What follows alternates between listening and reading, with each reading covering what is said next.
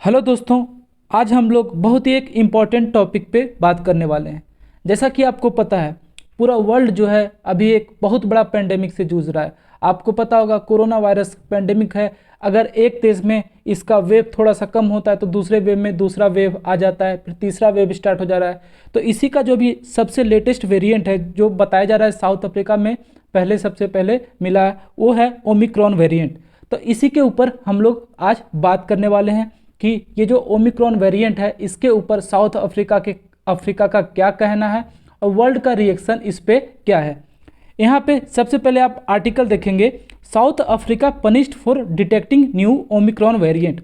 ऐसा बोला जा रहा है कि क्या साउथ अफ्रीका को पनिश किया गया है, नया जो ओमिक्रॉन वेरिएंट है इसको साउथ अफ्रीका ने सबसे पहले आपको पता होगा बताया कि हाँ हमारे यहाँ रैपिडली फैल रहा है। फिर वहाँ पे हेल्थ एक्सपर्ट्स पहुँचे और जांच किया, पता चला हाँ यहाँ पे एक नया वेरिएंट आ चुका है। ऐसा कहना है वहाँ के प्राइम मिनिस्टर प्रेसिडेंट का और वहाँ के जो फॉरेन मिनिस्टर्स है और गवर्नमेंट ऑफिशियल्स का है, उनका ऐसा कहना है कि उनको जो है पनिश किया जा रहा है सच बोलने का। यहाँ एक दूसरा आर्टिकल देखेंगे, disappointed by travel bans South African president calls for immediate reversal. मतलब वहाँ के जो साउथ अफ्रीका के प्रेसिडेंट है उन्होंने बोला है कि जो ट्रेवल बैन जो बेवजह लगाया जा रहा है इसको जल्दी से जल्दी उठाया जाए। तो आखिर आप ऐसा सोच रहे होंगे कि ठीक है, अगर वहाँ पे कोरोना वायरस इतना तेज़ी से फैल रहा है तो ट्रेवल बैन ठीक है लगा दिए, तो इसमें इतना ऐसा क्यों बोला जा रहा है कि उनके साथ जो है वो पनिशमेंट किया गया, उनको पनिश किया गया सच बोलने के लिए। तो ये सब हम आगे देखते हैं। तो सबसे पहले जानते हैं यहाँ पे चल क्या रहा है। तो चलते हैं सबसे पहले हम लोग अफ्रीका। यहाँ पे देखिए हम लोग अफ्रीका आ गए, यहाँ पे हम लोग आए, यहाँ पे देखेंगे साउथ अफ्रीका। तो हुआ क्या है, साउथ अफ्रीका में पाया गया था ये डिटेक्ट हुआ सबसे पहले ओमिक्रॉन वेरिएंट। अब जो अलग अलग डेवलप्ड कंट्रीज़ हैं जैसे यूएस यूके हो गया, ऑस्ट्रेलिया हो गया, जापान, इन लोगों ने क्या किया, ठीक है साउथ अफ्रीका से तो बैन किया ही है, चलो सही है हम आपके यहाँ से ट्रेवल बैन कर रहे हैं, पर इसी में साथ में आप देखेंगे अलग अलग कंट्री हैं, Namibia, Botswana, Lesotho, Eswatini, Zimbabwe, Mozambique, Malawi, Zambia, Angola, Namibia, इन जगह पे भी ट्रेवल बैन कर दिया था। देखिए यहाँ पे एक रीज़न में पाया गया। तो यहाँ पे साउथ अफ्रीका जो प्रेसिडेंट है सिरिल रामाफोसा कहना है कि पहले भी पाया गया था। अब अगर मान लीजिए चाइना में अगर पाया जाता तो आसपास के नेबरिंग कंट्री को आप थोड़ी ना फ्लाइट बैन कर देंगे, लेकिन यहाँ पे ऐसा ही हुआ है। तो यही कारण है कि साउथ अफ्रीका ने ऐसा बोला है कि इनको पनिश किया गया है, इनको अपलोड करना चाहिए था। तो ऐसा साउथ अफ्रीका ने क्यों बोला है कि इनको अपलोड करना चाहिए था? देखिए हुआ क्या कि इससे पहले जब चाइना में कोरोना वायरस फैला था तो आपको पता होगा WHO को उसको भी अंधेरे में रखा गया था। उसके बाद पूरे वर्ल्ड को तो पता ही नहीं चला कि ये वायरस है, कितना खतरनाक है, किस तरह ये फैल रहा है, जिसका नतीजा क्या हुआ कि जो कोरोना वायरस है पूरे वर्ल्ड में फैल गया। और इसका जो रिजल्ट है हम और आप लोगों के सामने हम लोग देख चुके हैं कितना ही ज़्यादा ये जो है डिजास्टर्स साबित हुआ है और अभी तक ये कंटिन्यू है। लेकिन यहाँ पे साउथ अफ्रीका ने बोला कि हमने जैसे ही ये स्प्रेडिंग स्टार्ट हुआ यहाँ पे हमने तुरंत गवर्नमेंट ऑफिशियल्स और हेल्थ एक्सपर्ट्स है सब कोऑपरेट किए एक दूसरे के साथ और जितना जल्दी से जल्दी हो सके इस वेरिएंट के बारे में पता किए और उसके बाद जो है पूरे वर्ल्ड को इसके बारे में अवेयर करवाएं, जिससे वर्ल्ड जो है इसके लिए स्टेप ले सके कि कैसे इससे बचना है। और देखिए यहाँ पे WHO है इसको जो है of concern variant of concern list में डाल चुका है। आपको पता होगा जो ज़्यादा डेडली होता है कोरोना वायरस का अलग अलग वेरिएंट टाइम टू टाइम आता रहा है, तो इसका जो सबसे डेडली जो रहता है जिससे बहुत ज़्यादा नुकसान हो उसको आप वेरिएंट ऑफ कंसर्न के लिस्ट में WHO डाल देता है। उसके बाद ये स्टेटमेंट आया है कि जो पहले कोरोना वायरस फैला था अलग अलग रीजन्स में, जैसे कि चाइना में देख लीजिए, तो कितने लेट से मतलब सब वर्ल्ड का रिस्पॉन्स आया था, धीरे धीरे सब ने लॉकडाउन लगाना स्टार्ट किया था या फिर ट्रेवल बैन लगाना शुरू किया था। लेकिन साउथ अफ्रीका का जैसे आप देखेंगे अचानक से ओमिक्रॉन आया, वेरिएंट आया, न्यूज़ में आया कि चलो ये वहाँ पे फैल गया है, तो सारे कंट्री जो है बहुत ही पैनिक मोड में आ गए और सब ने देखेंगे ज़्यादातर जो डेवलप्ड कंट्री उन्होंने तुरंत ट्रैवल बैन लगा दिया। तो आप बोलेंगे ठीक है साउथ अफ्रीका ने जो ये वेरिएंट जल्दी से जल्दी बताया पूरे वर्ल्ड को, अच्छा किया, तो अब ट्रैवल बैन अगर कंट्रीज लगा रहे हैं तो इसमें साउथ अफ्रीका का नुकसान क्या है? ये तो अच्छा है, देखा जाए तो नहीं फैलेगा कोरोना वायरस। लेकिन दोस्तों आपको पता होगा कि एक टूरिज्म इंडस्ट्री जो है, टूरिज्म सेक्टर कोई भी देश का इकोनॉमिक ग्रोथ में बहुत ही इंपॉर्टेंट रोल प्ले करता है। पिछले साल 2 सालों से टूरिज्म सेक्टर एकदम बंद था क्योंकि अलग अलग कंट्रीज लॉकडाउन में थे। अब कुछ सालों से आप देखेंगे, कुछ टाइम से, कुछ महीनों से धीरे धीरे जो ओपन हो रहा है, कंट्रीज ओपन कर रही है अपने आप को, एक्सटर्नल फ्लाइट जो है अदर कंट्री से वो लेना स्टार्ट कर रही है। तो ऐसे में अगर फिर से ट्रैवल बैन लग जाता है अफ्रीका पे, तो वहाँ का जो सिचुएशन है बहुत ही ज़्यादा फिर से ख़राब हो जाएगा। आपको पता होगा बहुत ही ज़्यादा अफ्रीका में बहुत ज़्यादा गरीब गरीब कंट्रीज़ है, और आपको तो यहाँ देखेंगे अफ्रीका के साथ साथ नेबरिंग कंट्रीज़ है उन पे भी ट्रैवल बैन लगाया जा रहा है। तो इससे क्या होगा, वहाँ का हालत और ज़्यादा ही खराब होगा फ्यूचर में।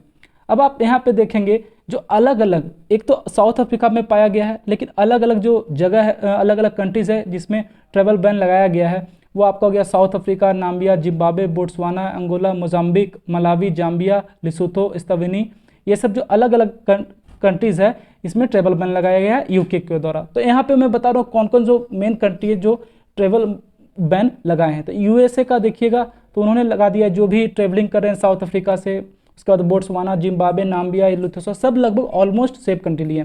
इसमें उन्होंने क्या रूल लगाया कि अगर कोई उनका परमानेंट रेसिडेंट है तो वो आ सकता है, उनको बायो बबल में रखा जाएगा, उनको क्वारंटीन किया जाएगा, उसके हिसाब से फिर ले लेंगे। लेकिन ट्रैवल बैन टोटल अगर वो अफ्रीका का है या फिर इन जो मेंशन कंट्रीज़ में से है तो उनको नहीं लिया जाएगा। यूएसए का भी सेम केस है कि अगर उनका कोई सिविलियन है, कोई उनका है, तो वो उसको अंदर ले लेंगे, अपना क्वारंटीन वगैरह करेंगे, लेकिन बाकी सबको अलाउ नहीं करेंगे। यहाँ पे आप देखेंगे जापान ने भी बोला है, Japan has announced that from Saturday travellers from much of southern Africa will need to quarantine for 10 days and take out total of 4 test during that time. उसके बाद कनाडा का देखेंगे, Canada is barring all foreign nationals who have travel through South Africa, Namibia, Zimbabwe, Botswana, Lesotho, for Mozambique last 14 days, मतलब last 14 दिन में जो ये सब कंट्रीज से ट्रेवल किए उसको रोकेंगे और 14 दिन के लिए यहाँ पे क्वारंटीन वगैरह करेंगे।